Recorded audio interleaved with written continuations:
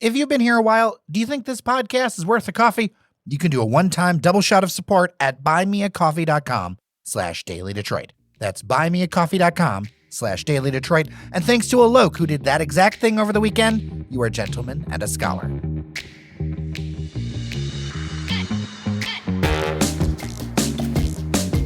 Speaking of the weekend, we are back from it with your Daily Detroit. It is Monday, June 13th, 2022, coming to you from a lush north end of the city of Detroit. I'm Jer Stays, and today we're talking about what to do with the old zoo space on Belle Isle. This is a story that has captured the imaginations of many connected to the island for years. For mostly budgetary reasons, the zoo was closed and left abandoned by the city of Detroit's government 2 decades ago. In the between time, it became a favorite focus of urban explorers, photographers, and speculation. For me, the flamingos and other animals I remember are long gone. I have the rose-colored glasses of childhood with these memories, but it was a unique place, where you looked at the animals from raised boardwalks and the huts were magical, like if you were in some sort of movie. Overall, the reality is Belle Isle is an expensive place to maintain, even with more natural elements as you see today. The island is mostly man-made. It was basically a swamp spot in the river before it got turned into a place to hold livestock, and eventually a park. So between the river's never-ending impact and neglected work over decades, the now state park has a list of needed projects that costs about as much as the rest of the entire Michigan State Park budget combined. Although the list is large, the state is making physical progress. If you go on the island, like I do, you can see it. So what's next for the zoo space? Well, it won't be with captive animals, but it could be something else the community can get behind. And the stewards of the park, the Michigan Department of Natural Resources, want your feedback with an online survey about what you'd like to see.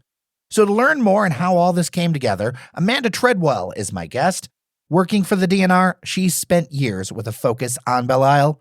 Let's just jump into that conversation.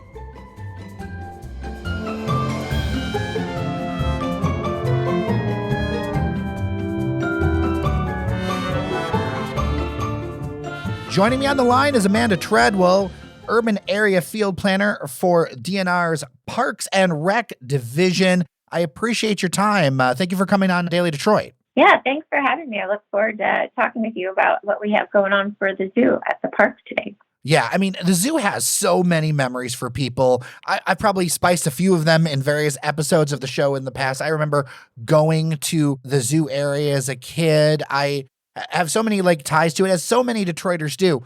But as we look forward, we need to kind of look at how the space can be put together, how it can be put to best use. And a key part of that is going to be public input. So can you talk about what's on the table right now, Amanda? The DNR has a long-standing partnership with the MSU Student Design School, and we work with them to give the students some real-life experience in their design studios. And we have worked with them on several projects on Belle Isle over the last few years. And so when the faculty approached us and said, we would really love to get our students engaged in the zoo and have that be the focus of their school year design project, we thought that would be a great idea. We'd love to, we're looking forward to seeing what the students could present and bring to the table and looking at that space. And this year, what we kicked off a coordination with the National Charrette Institute. So the exciting part about that is we're bringing in faculty that helps the students facilitate stakeholder charrettes. And so the students not only got to work on a real site that everybody loves and near and dear to Detroiters, but engage with stakeholders as well to get input from the community to help inform their student designs. So that started off with a charrette where they worked with young adults from several groups that work with Belle Isle, including Healthy Kids and Green Door Initiatives. And they took that information to generate 6 themes that then they incorporated into schematics and then presented those to stakeholders in another charrette. And then using that information, they created their semester projects. And the students did a great job putting together ideas on the 6 themes, which I can list them if you like. But they're honoring and exploring Belle Isle's history, showcasing the island's opportunities for sustainable ecosystems, providing ample outdoor education opportunities, elevating creative and performing arts in nature, and then offering interactive outdoor adventures and concessions, and making space to retreat to interact with nature and each other. So a real broad range of opportunities for students to be creative with the zoo space there. Yeah. Were there any kind of guidelines put on them as far as like feasibility and such? Because as somebody who's watched the island for years, there have been a lot of like big pie in the sky plans that frankly haven't, gone anywhere. Now, most of that was before the state took over. But I think that's something that I think people want to know that, okay, if these ideas, we incorporate them, are these things that you feel like can actually be done? Absolutely. That's a great question. And again, back to this being like a real world studio for the students, we walked them around the site, showed them where the zoo was. It's 20 acres and it's in a really unique central part of the park. So it's between what we would say is the busiest part of the park, which is the beach, where there's a lot of folks wanting to visit and enjoy the shoreline there. Got a lot of vehicle traffic for visitors. And then on the other side, on the south side, it's surrounded by the wet music flatwoods, which is very unique ecosystem at the park. So you've got the busiest kind of programming space, and then like the very low visitation rate in the flatwoods. So it's really this unique buffer between these different areas, right? And so when they were reviewing opportunities for programming, we said it's very important to acknowledge that how folks are going to access the site, because there's not a lot more room for cars. We wanted them to be sensitive about how people are approaching it, how additional vehicle traffic might influence the visitor experience there. And so they were really creative about designing how access to the zoo site by visitors, in addition to their creative ideas that were, within these 6 themes there. So those were some of the side work that we gave them, was dealing with the traffic and congestion of folks. That's real there now.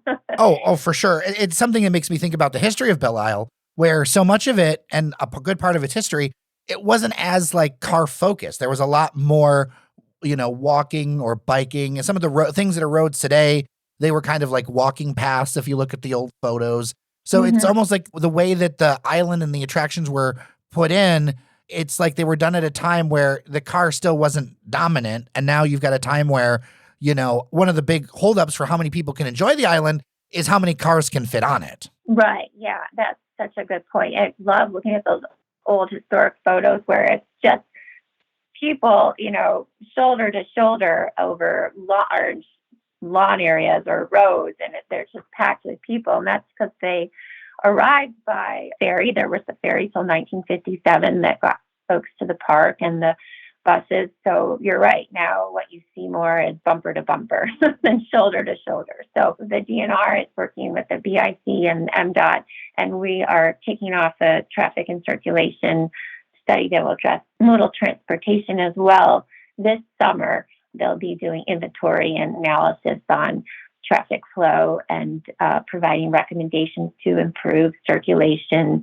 transportation, and park visitor and vehicle capacity. And so we do recognize that that's a real issue, and that those aspects of the park need to be addressed and understood, and give us our own sideboards to move forward with future development of the park-wide, and then facility specific. That information that comes out of the transportation circulation plan and those visitor capacity recommendations, those will really help us move forward as we look to how to redevelop some of these sites in the future. But the zoo survey now is just a great opportunity to hear what folks would envision for that space. We've heard from so many people over the years, and we've had lots of proposals for different ideas. And folks are always asking all of the Belle Isle team, what are you going to do with the zoo? What's going to happen there? And we say, well, we have to hear from the community first. We want to know what folks see there. So I think this is a great opportunity to start that conversation as we're working parallel with some other planning efforts to get us to a point where we can look to development. But we've been having these conversations one-on-one with folks for a long time now, just because there's so much interest in it. So I'm really looking forward to seeing what comes out of that survey, and I encourage as many people to participate as are interested in. And I'll say that there is lots of opportunities with open-ended questions there. If there are ideas that aren't presented that people think are important, please feel free to share those too. So we're open to hearing everything.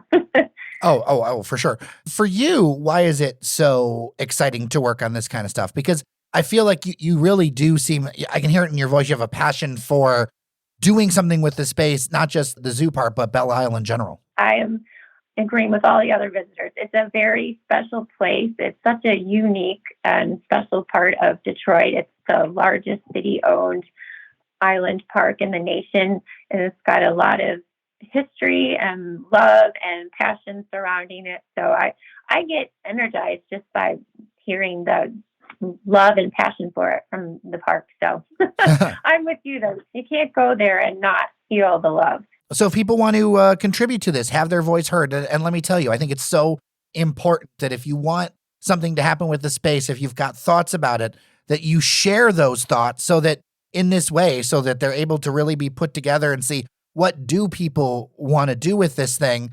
How do you participate? You can go to belleisle.org and there's a link to the survey. And then we've got QR codes up around the park. So if you're visiting the aquarium or the conservatory or even some of the concessions around the park streets at Kids Row, you'll be able to download a QR code. Oh, awesome. Well, Amanda Treadwell, thank you so much for your time. I do appreciate you and telling us about this survey. I hope lots of people go ahead and take it. Great. Thanks for sharing.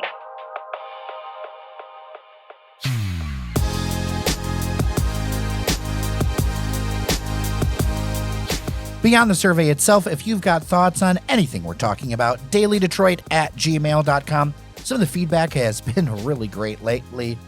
Thanks to everyone who came out on Friday for the happy hour where we filled up the deck section at the congregation. It was so wonderful to see you, including a listener who drove all the way here from Toledo. Thank you. We may talk a bit more about it tomorrow as Fletcher Sharp will be in the studio where, of course, we're talking all things Detroit City FC. There was a stinging loss against Sacramento over the weekend, and we'll preview the USL Championship's first ever appearance on main ESPN, coming live to you from Hamtramck at noon on Saturday. Looking forward to it and talking about it. With that, I'm Jer Stays. Remember that you are somebody, and I'll see you around Detroit.